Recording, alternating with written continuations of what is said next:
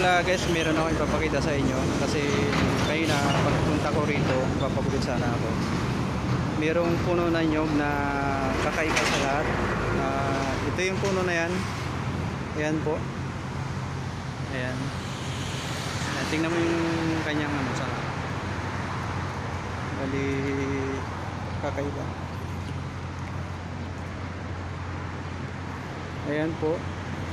Bali meron po akong nakita sa katawan ng nyog na ito.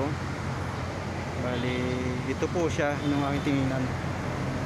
Meron pong ayan po. Meron pong butas dyan. Ayan po yung aking pinagtuklapan.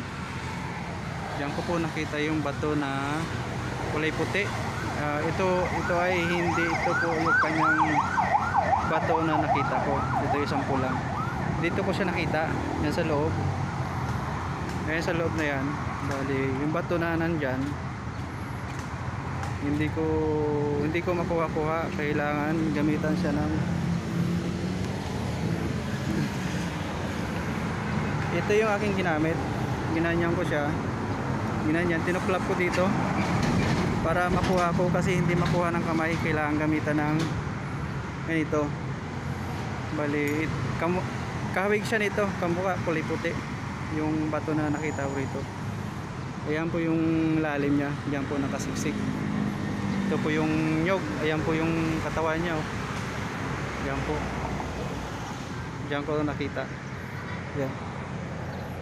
Habang ako'y napadaan dito kanina, hindi ko ni-expect na makita ko yung isang bagay na hindi ko nahangad na makakita ako ng ng ganyang bato. Ayan po yung kanyang katawan. Napakaliit. Malapit na siyang mabali.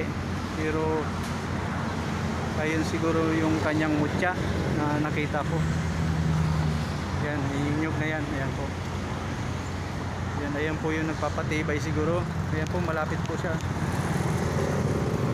Malapit po siya rito sa ano na yan. Malit na yan. Ayan po yung butas. Ayan po. Malapit po rito sa ano. Ayan. Ayan guys. Nagpapasalamat ako sa bantay ng nyog na ito na pinagkalooban ako na hindi ko inaasahan. Ako'y napadaan lamang dito at yun na aking nakita. Sige po, maraming salamat po. More blessing po sa inyo at maraming salamat sa subaybay ng aking munting channel.